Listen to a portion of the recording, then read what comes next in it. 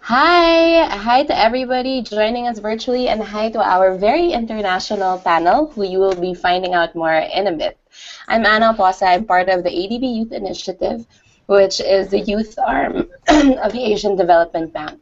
This event is in collaboration with Plan Asia, a partner of the ADB Youth Initiative for the first and second Asian Youth Forum, among other empowering activities.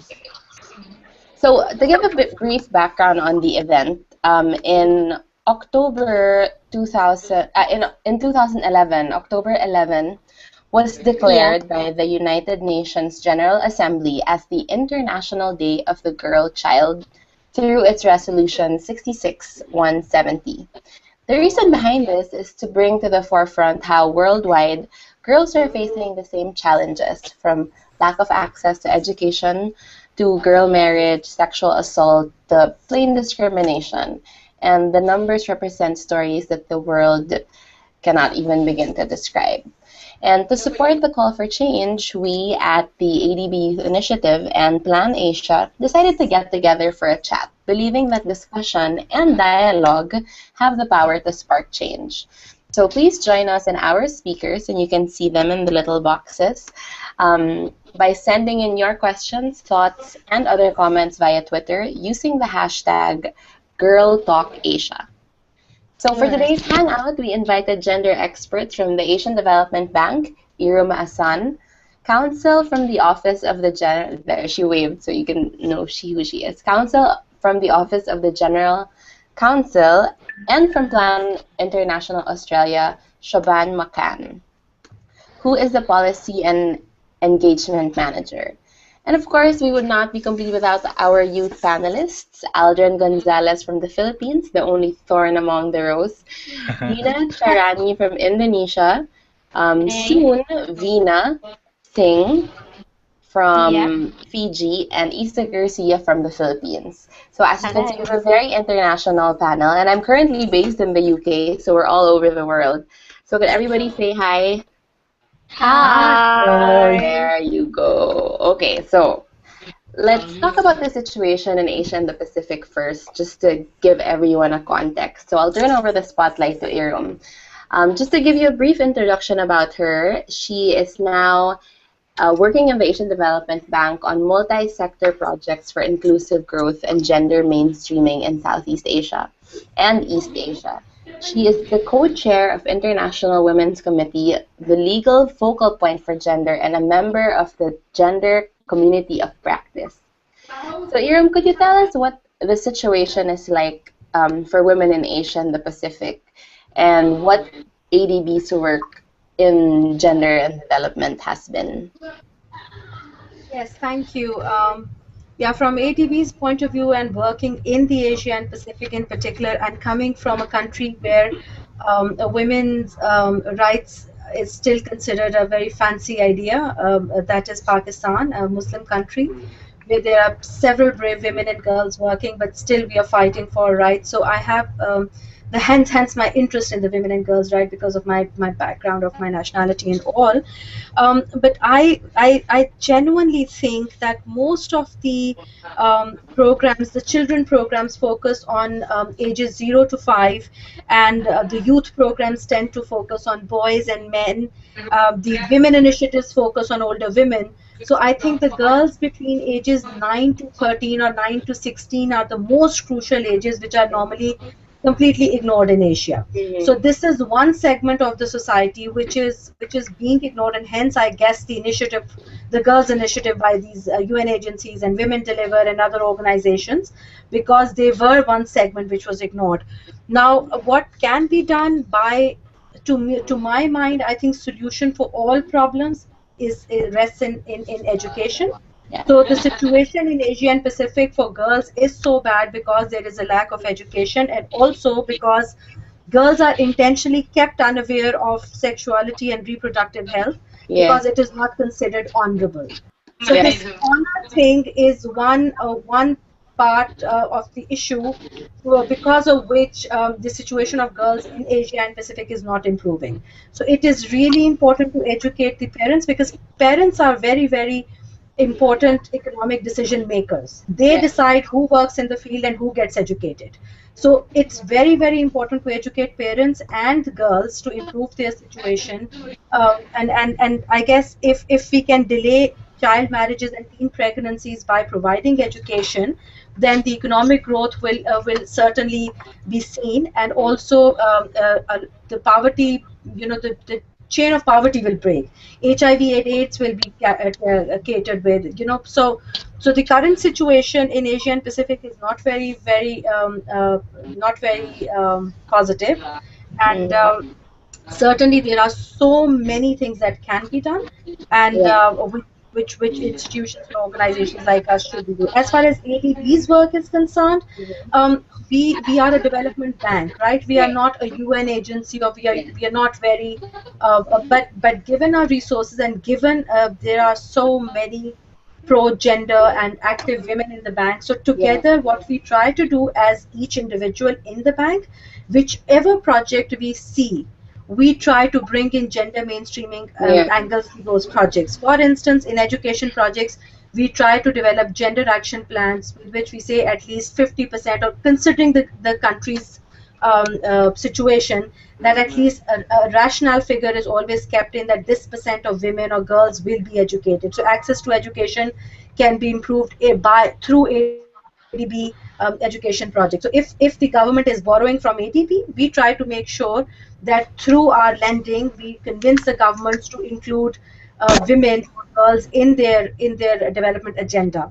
Similarly, in health projects, we've done quite a lot in maternal and child health and early, to avoid early pregnancies, the capacity development programs. Even in ADB, it was considered that energy or transport projects have no effect on women. So we tried to break that misnomer as well. Because, for instance, I recently was a counsel to a metro project. A train was built in Vietnam, and everybody thought that it's a metro project.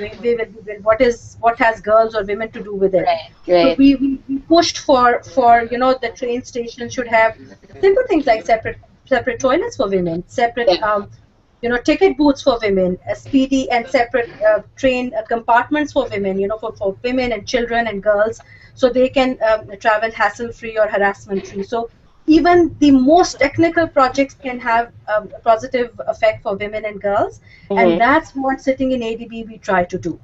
So I know that we have a time restraint, so I'll stop there. I can run passionately about it. Let's hear from others. It's very nice to have you on the panel, and we can see how passionate you are. So just to recall some of the important points you raised, one is that the 9 to 13 age, did I remember that correctly? That's it. Girls and girls age is unnoticed. Yeah, and it's a very crucial age, because that's when our bodies start to change. That's when we get our period. That's when we start forming groups, and then bullying, like all these issues are tied to that age. And trying to realize our potential in that age. Right, yeah. And I understand that ADB has a gender policy, and the good thing about it is that it's applied to all areas, not just like, it's not one specific, like environment, it's not like water, it's like gender has to be applied in those fields as well. So that's one good thing, one positive thing that we can think about. Now let's look at the international response that PLAN has been working on. So I'd like to introduce Shobhan Makan, who is the Policy and Engagement Manager of PLAN Australia's National Office. She's also a lawyer and a child rights advocate, and she provides the domestic context for PLAN International's Because I Am a Girl campaign. Shobhan, could you tell us more about what the campaign is all about, the Because I Am a Girl campaign? So I thought that I might give you a bit of an overview of the PA campaign, but also tell you a little bit about what we've done for this International Day of the Girl Child in Australia. Yeah. So the campaign is really PLAN's global integrated campaign to address gender equality, and I think the focus relates to education for girls, because we know that is, I think the World Bank said, the closest thing to a silver bullet for development. So we look at, it is an end-to-end campaign, the BA campaign. We look at advocating for girls' rights to government. We also look at gender equality education programs through our in the field programs, and we look at it through our fundraising and communications. So that around the world, you'll see different campaigns focused on gender equality, trying to achieve global objectives of getting of addressing the fact that girls are not in school, of addressing gender disadvantage and inequality and the like. Because we are a child rights organisation, we focus on participation as a very important part of what we do and an important part of being a child rights organisation. And so youth engagement is a very important component of what we do, both at the international level and in what we've recently been doing in Australia. But for this year's Day of the Girl, we commissioned a survey on what girls in Australia think about gender inequality. We knew that this year's theme for Day of the Girl was about pathways to power and leadership. And so we wanted to know what girls thought about safety in their communities and about the trajectory of where their life was going. And we found out that less than 1% of girls in Australia would be interested in a career in politics. We also found that community safety was very important to them.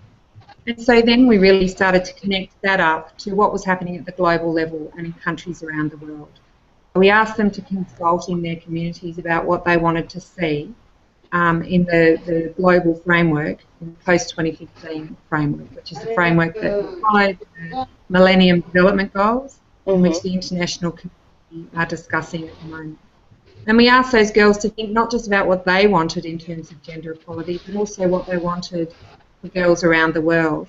They presented the results of that consultation to politicians in Canberra.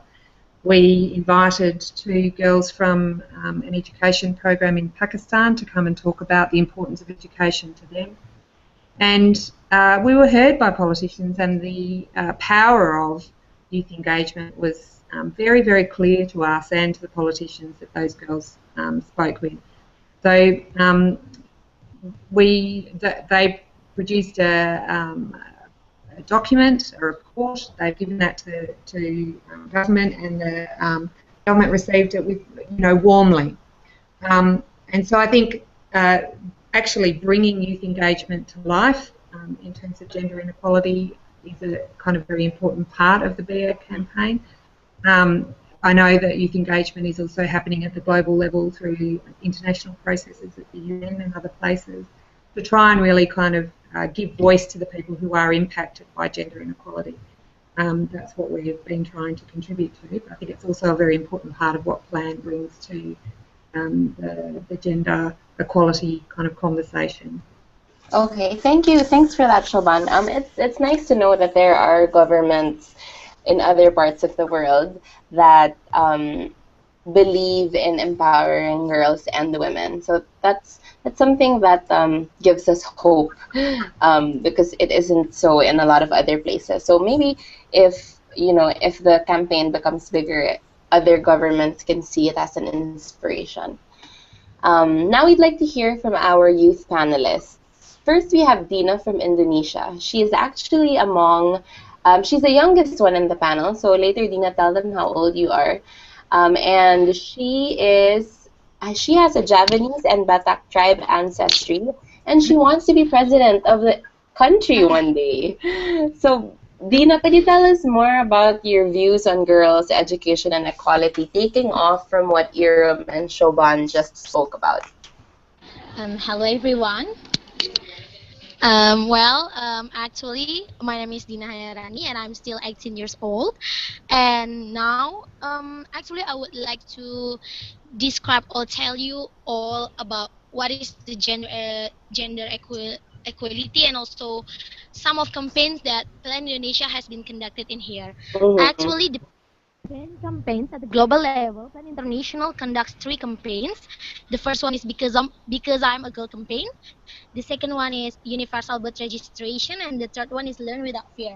And in here, actually, I've been involved with two campaigns of this, which is because I'm a girl campaign and also learn without fear campaign. But in here, I would like to tell you more about what is because I'm a girl campaign itself. Mm-hmm. Well, Plan Indonesia officially launched Because I'm a Girl campaign or BIAC on October 11, 2012 to celebrate an International Girls' Day initially held by the United Nations in New York.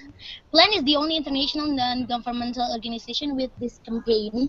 In Mm-hmm. Indonesia, the campaign primarily focuses on empowering women for economic independence and in preventing child marriage. And women are still seen as a disadvantaged and marginalized in daily life globally, especially and also in Indonesia.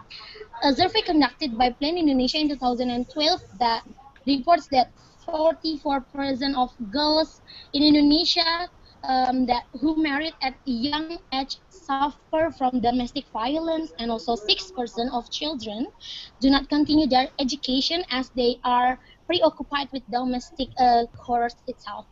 And then on account of this, actually Plan Indonesia mainstreams young women in an economic empowerment program itself, where 80% of program beneficiaries are young women.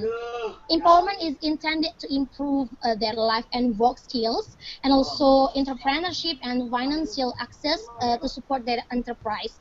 So many of these women have started their own enterprises and do gain decent employment in the BIAC program itself.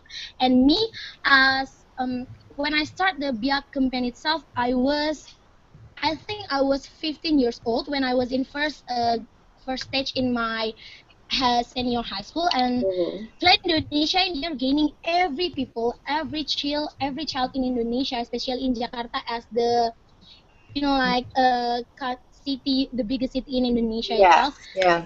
Yeah.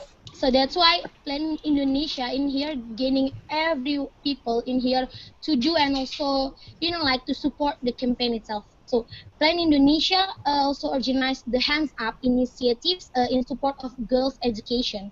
So last this October on 10 October, I was attending the Plan International the Day of the Girl in Jakarta also that Plan has been released about 1 million hands up photos to send to the United Nations. Wow. That's amazing.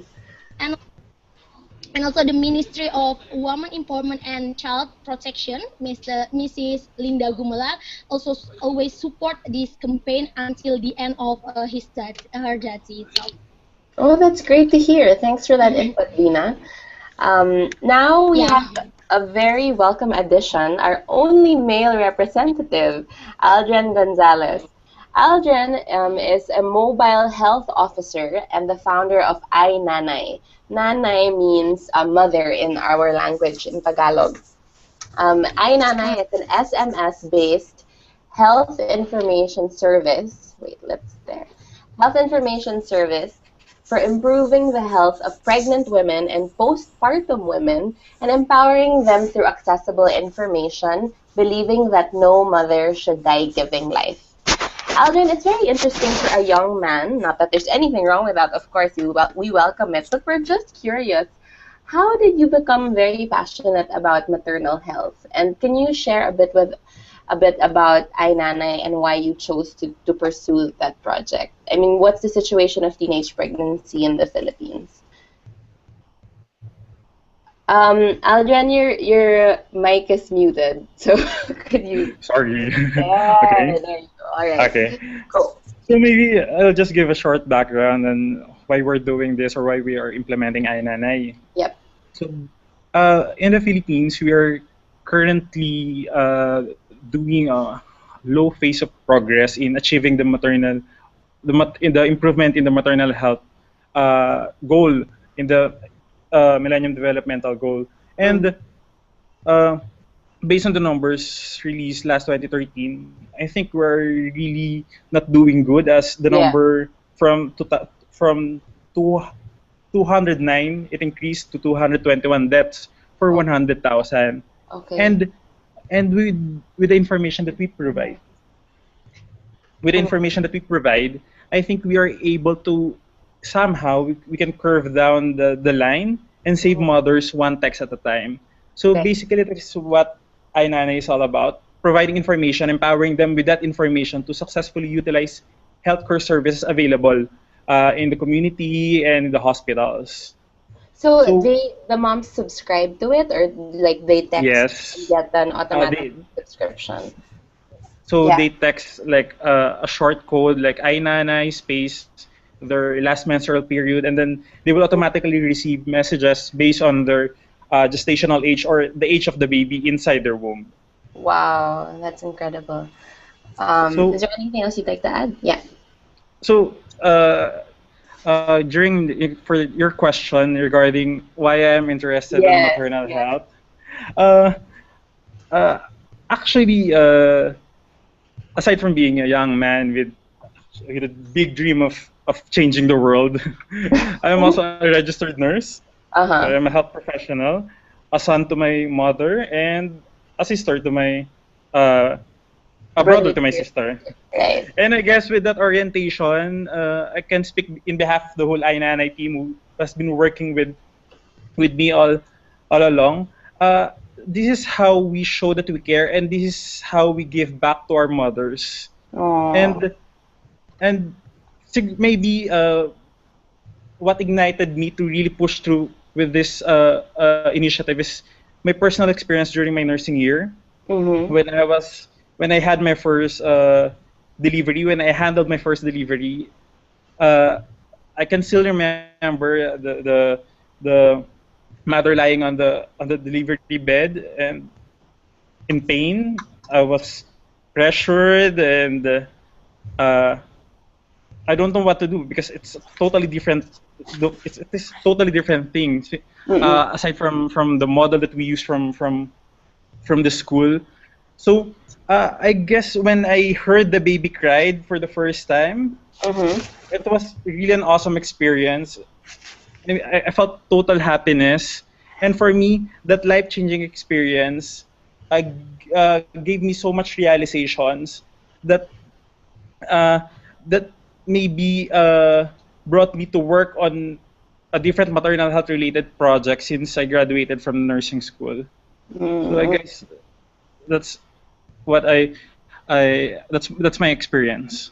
Okay, thank you for sharing that, Aldrin. It's very nice to have, because women empowerment is not just about empowering women, it's also about empowering men and working with men, right? So Yes. it's really nice to have you here and have you share. And last but not the least, we have Isa Garcia, who is 26 years old and a teacher of English literature in the Meridian International College. She is part of the team that launched the No Shame campaign, a movement that aims to build a support system for people who have experienced sexual abuse and harassment. And she's also a co-founder of the Better Story Project, which she will tell us more about. So Isa, could you tell us more about the Better Story Project? What are the pressing issues that the girls that you work with face today? And as a college teacher, is there a change in behavior that you would like to see in the girls that you teach? All right. Hi, everyone. So the Better Story Project really came about by a group of women, friends of mine, who really believed in the power of community and how if we come together as a community, a lot of change can be born from that. And so the goal really of Better Story from the start was to bring women together and to promote the spirit and the message of women empowerment to one another through workshops, through conversations about things that are very close to women's hearts, like, for example, body image and Mm-hmm. beauty, and you know, recognizing that you have a role to play in society. The reason why we played around with the idea of story is because we wanted to instill in everybody that they are, everybody has a story. You have a story, Right. and your story matters, and Yeah. it's important to step up to your role in the story and in your story. And I guess what I noticed in being a teacher and with the girls who have come into Better Story is that the conflict is always with identity. It's the idea that Um, I want to believe that I'm great, but then the circumstances around me are telling me that I'm not meant to be great, or I'm only meant for this, or I'm only limited to this. And so a lot of the message that I hope, or that we hope as a group to share to women, is that, you really have a lot of, you could be a leader. There's a lot that you could do. There's a lot that you could do to help empower and change the community around you. And you have a support system with you to help push you into stepping into that better story. So there. Oh, that's great to hear. Now, I'd like to invite conversation from the entire panel, because you all heard about what each other is doing.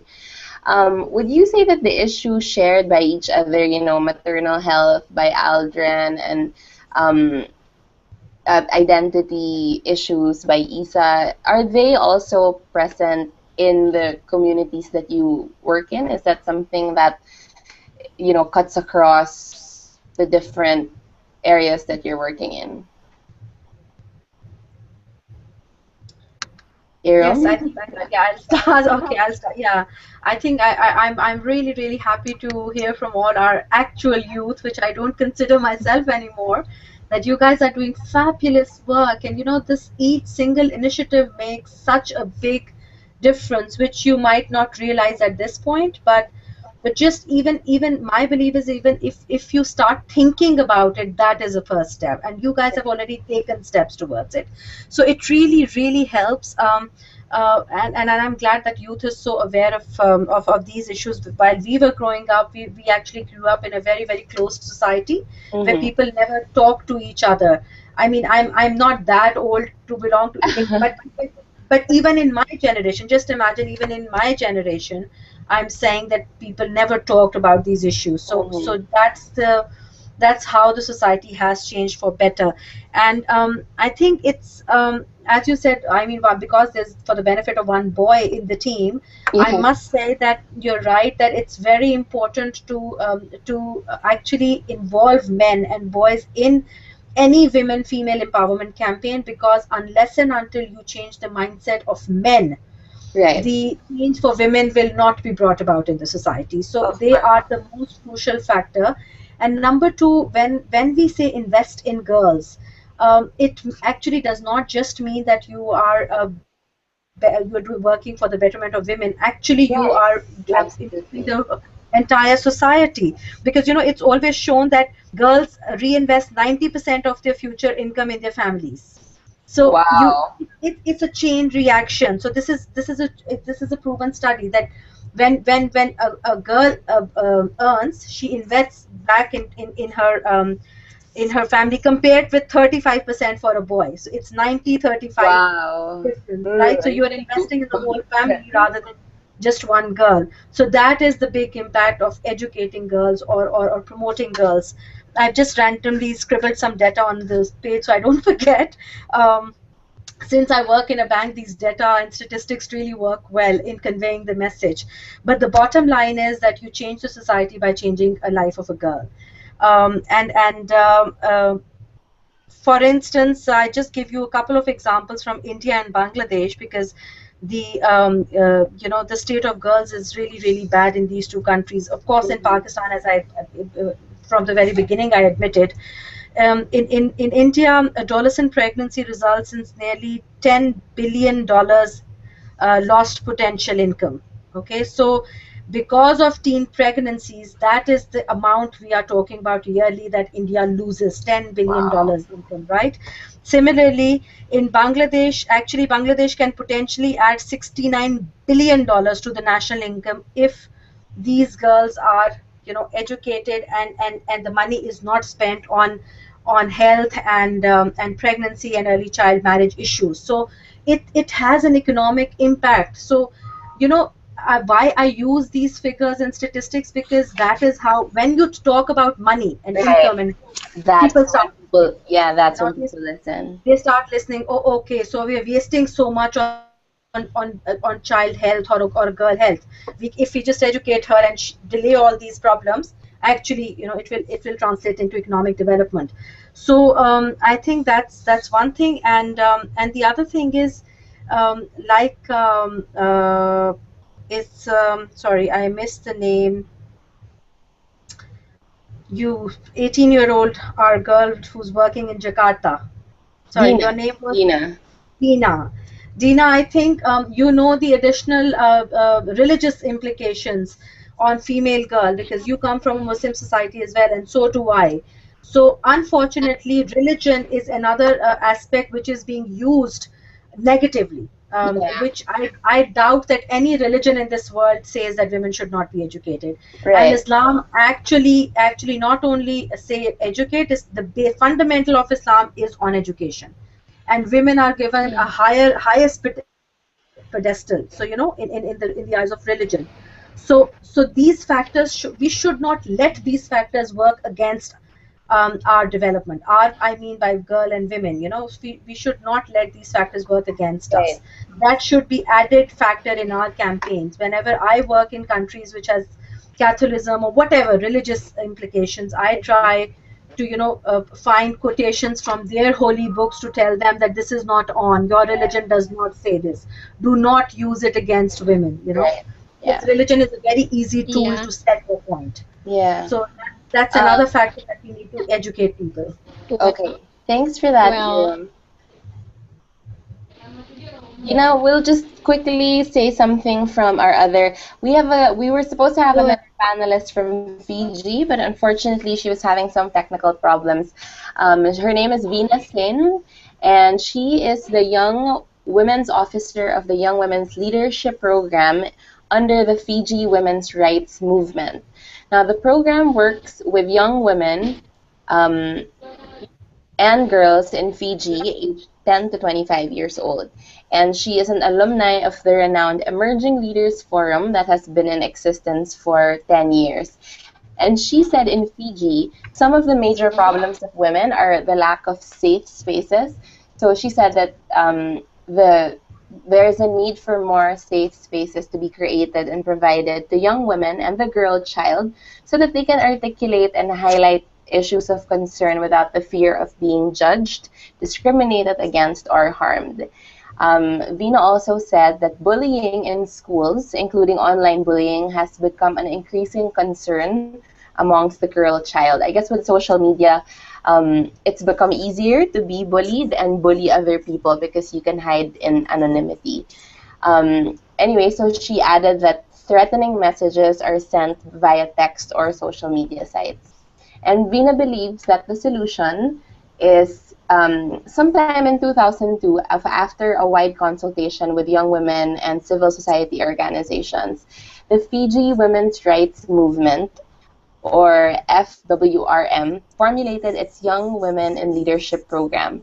The program is targeted at developing and enhancing young women's leadership and capacity to create positive change for their communities. Since then, FWRM has worked with young women and girls in Fiji, ages 10 to 30 years old, and Pacific women's organizations in Solomon Islands, Papua New Guinea, and Tonga to strengthen their capacity to be active citizens in their communities to become future civil and political leaders. She is a graduate of the Emerging Leadership, and she said that she owes a lot to the program because it shaped her to become the young woman that she is today. It provided me with a safe space and agency that so often many take for granted, and it allowed her to question and challenge the status quo. So those were her contributions. Is there anything else? We'll go back to Dina. Dina, you wanted to say something earlier. Could you unmute your? There Yeah, you go. yeah. Yeah. Okay. Well, actually, at the very first time when I was attending and also involving with Plan Indonesia and also do some campaigns such as Learn Without Fear or anti-bullying, Learn Without Fear, or because I'm a girl itself, I Mhm. do believe that the religion is the biggest matters in here because I wear this kind of scarf. But when I was attending and also like involving in this kind of event and also program and also Plan Indonesia, I see that the religion is not a big matters in here because I also have so many people, so many friends from others religions and also from other country that they are not a Muslim, but they also respect to me as a Muslim, and also I respect them as the other. So I have proved it when I was attending the Malala Day in Mm-hmm. 2013 in New York, You just in won the United Nobel Nations. Peace Prize. Yeah, Yeah. in that I was meeting with Ban Ki-moon, Mr. Ban Ki-moon as the Secretary General of United Nations, and I also have four others person as the representative of young person that also can meet with Ban Ki-moon and Malala itself. So I've shared anything about the education in Indonesia, education in Asia, especially that there are so many barriers that it is so different with the developed countries. So that's why I believe that the religion in here is not a big deal. So I do believe that every people, every young or girls, a young woman or young girls, and also others religion can work it together to make it, like better. Right. Thank you, Dina. Shoban, is there anything you'd like to add to the points that were earlier raised, or the stories that were earlier raised?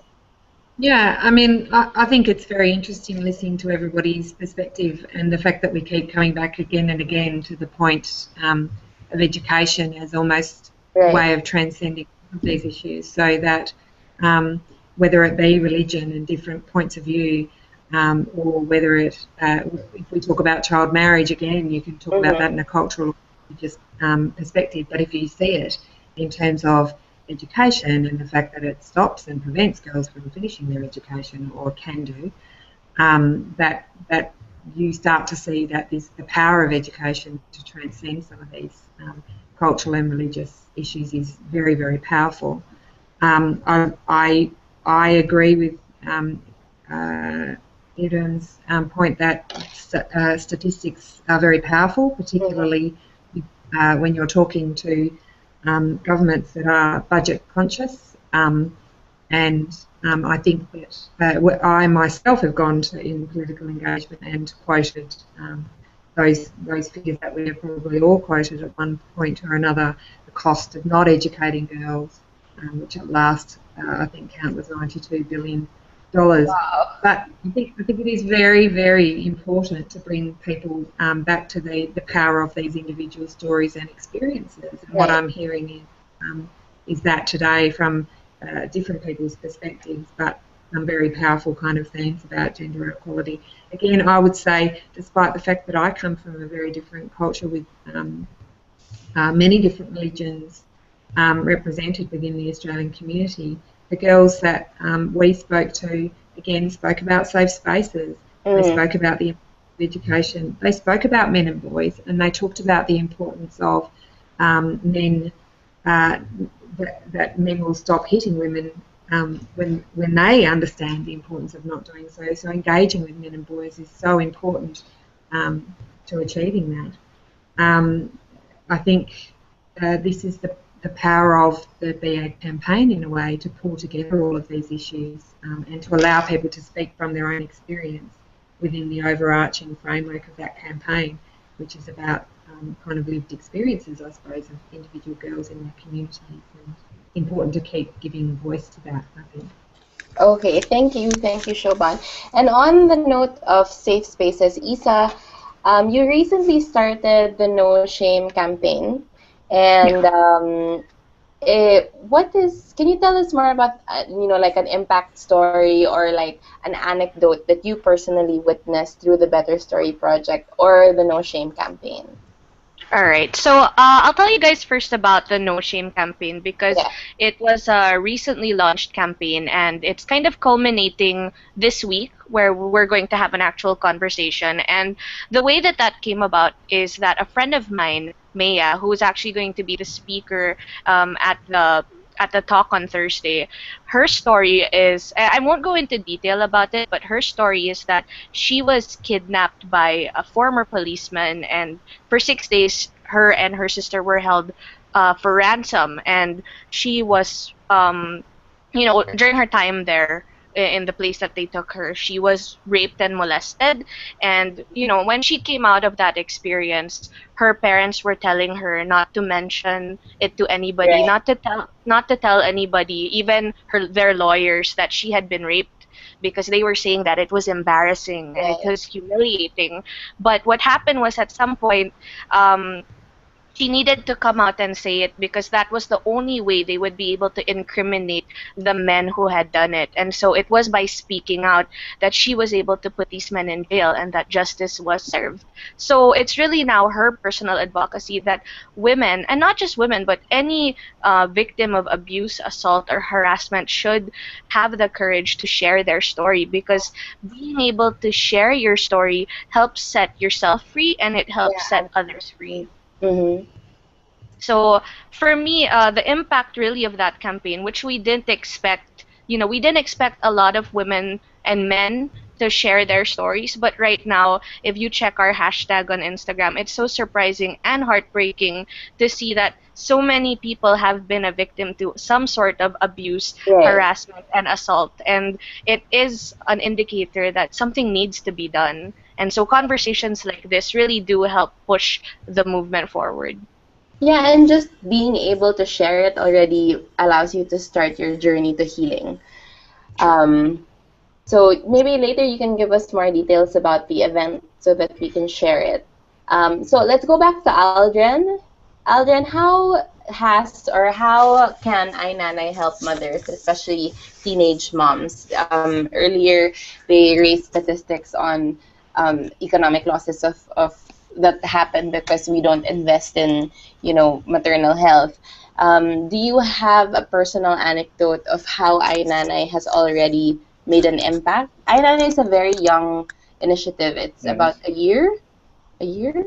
Yeah. Yes, we actually started last year, Yeah. but we will be launching the project on November 21. So we will start enrolling mothers on November 21. But Mm. how we see iNanay, iNanay can help mothers by providing them consumable and actionable information about their pregnancy and about new motherhood. These messages, as they receive, can promote behavior change and thus translating this to action towards a safer pregnancy and a healthier motherhood. We're also glad that we were able to meet Shane, which is not her real name. Okay. She is 16 years old Mm-hmm. and 5 months pregnant during our initial engagement with the community that we are working with. So she joined our discussion actually, but she's so silent, she's shy, and she represented a number of pregnant teenagers in the community. Mm-hmm. And she actually brought us the idea of developing a module dedicated for young pregnant girls, since we realized that they would need a more youth-friendly messages Right. and Because the language has to and be with the yes, and specialized messages that are appropriate for them. And since they are having their first pregnancy, they would need the uh, information from us, since they are really shy to confront with their mothers, with their Yeah. community. So I guess meeting Shane that time is really an opportunity for us to really provide solution and help teenage mom have a healthier pregnancy. Okay, thanks for that. Now I pose a question to both Irom and Shoban. How do institutions like Plan and ADV support young women? I mean, because sometimes I guess when you're young, you feel like institutions or organizations like ADV and Plan are so big and so intimidating.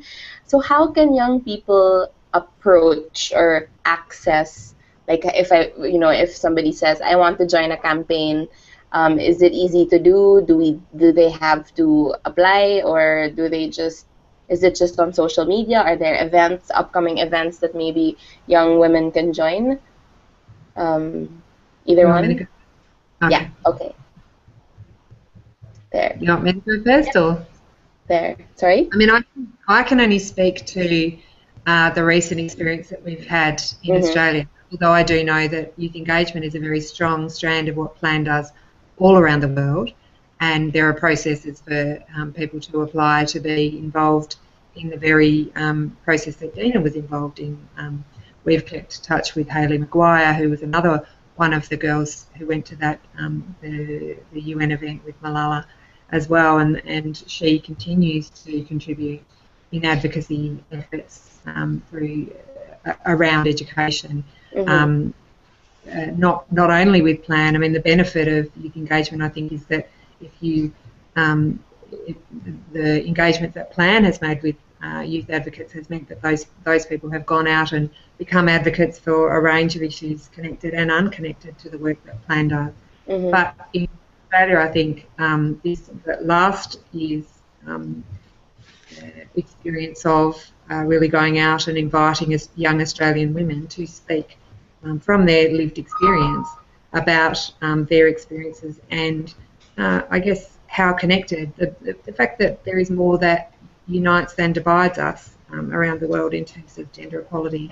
And that was something that we invited interested young women to come and do with us. We can already see the impact of that in the sorts of things that those women are now wanting to go on and do in their advocacy work. And I think that's been the case in other countries where youth advocacy has been encouraged and supported by Plan.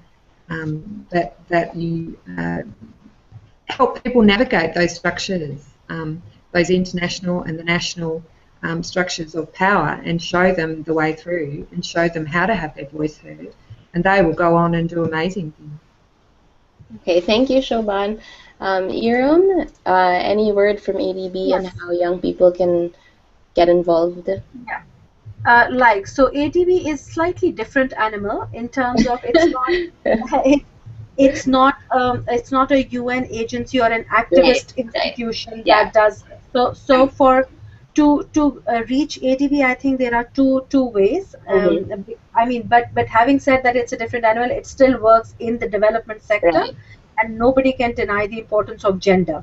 Gender is the cross-cutting theme in all ADB operations. It has a big place in its ADB strategy 2020, which actually dictates how the bank and in which direction the bank would go, where the funds will be spent, and gender is the main part of that strategy. So it is very much within the hopeful scheme of ADB. How you get involved with ADB? By two ways. Number one, share your stories, share your work. Go on ADB's website. There is blog, there is a gender communities of practice site, a lot of information. So share your stories there, or look at the people who are working in the gender work. Send us your stories. We do a lot of publications. We can promote your work. We can pick up your work and support it. For instance, recently I'm starting a project in Afghanistan and Pakistan on legal empowerment of women. And of course, I wanted to find partners in these countries. So I reached out to NGOs, to people who can help me, because I am based in Manila, and I left my country 8 years ago. So I'm not very much, I don't know the current picture. So I need people on the ground. So I reached out to people that I knew. So that is one way of working with ADB to support the projects that we do in the countries. And the other way is that ADB has a young professionals program. Right. Again, the information is on the website. YP programs are your way of entering the bank to have a career. And once people like you come to the bank, they bring their experiences and then they add on to ADB's work. So this kind of people are a very welcome addition in the bank. So check out the Young Professionals program and also share your stories online. Write us emails. Now you know me. You can send me your stories. I can write about you in ADB's blog. So another platform you guys can get. All of you, if you send me your stories, I can just add on a paragraph to introduce you guys and then post it on our blog. So I can do that, and other people can do that as well. So this is how ADB can help support the cause. Okay. Thanks, Iram.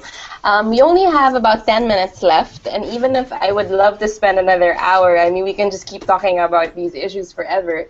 But we'd like to enable everyone to be part of the movement for a brighter future for girls, the girl child of Asia and the Pacific. So could everyone, each panelist, in one sentence or let's try to keep it at one sentence. What is one thing that anyone, anywhere can do to help empower girls of Asia and the Pacific? Anyone who would like to start?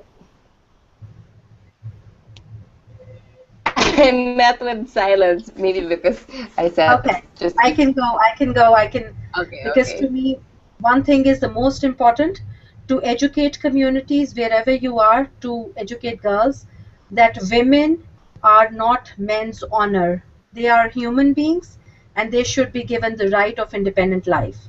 Mhm. Because I think most of violence against women is because men consider them their honor, and in the name of honor, they are shunned behind four walls. They are not educated. They are not given health benefits because they are just considered man's honor. You know what I mean? So in Yeah. Asia and Pacific, this is the biggest issue. So let women. My message would be: let women be human beings first, and do not make them anybody's honor. That's very powerful. Thank you, Iram. Any who's next? Who'd like to speak next? Well, it's hard to say it in a sentence, isn't it? Yeah, yeah. I think then you end up with the sort of the campaign tagline, which for us this year was "Girls' Right to Human Rights." Mm-hmm. It doesn't begin to mind the kind of the complexity of what goes on and what people have spoken about. But I think it's a start. I think education is the key to helping people realise those rights as well. Mm-hmm. Okay, thanks, Shoban. Aldrin? Okay, so they've already mentioned education and human rights. So I guess what we can do is just trust them because they will never fail us Trust women? because they will never fail us. I mean, Okay. they can do big things and Right. they can do much more than they are actually doing now. So Okay, thanks, Aldrin. Dina? Well, yeah. Well, actually do it with heart and also do it locally on the grassroots and share it globally by social media. And I do believe that to feel that we are not alone is important. That there are other women doing the same work as us in here. To share space together and devise action together give us the strength to continue. So I like the quote that if we educate men, we only educate men, but if we educate a woman, we educate a generation. Wow, okay. Isa, your last words? All right, that's hard to follow up, but uh, I think that the challenge for any man or any woman really is to start with the women around you. Um, Treat those women with respect and start to build that culture of respecting women and treating women right and employing equal rights to women, whether you are a man or a woman. And when you do that, you will empower that woman, and it'll just be a chain effect of empowerment. Okay, thank you, Isa, and thank you to everyone who joined us today. Aldrin, Dina, Iram, Isa, and Shoban, and Vina also, and to everyone who joined the Google Hangouts here on Google and on Twitter and on Facebook. So we will be converting this rich discussion into a video podcast that will be shared on social media. Please follow us on ADB at ADB Youth and at Planned Asia. So stay tuned for the next Google Hangouts. Thank you, everyone. Thanks, It is Anna. Thank you. so Most welcome. So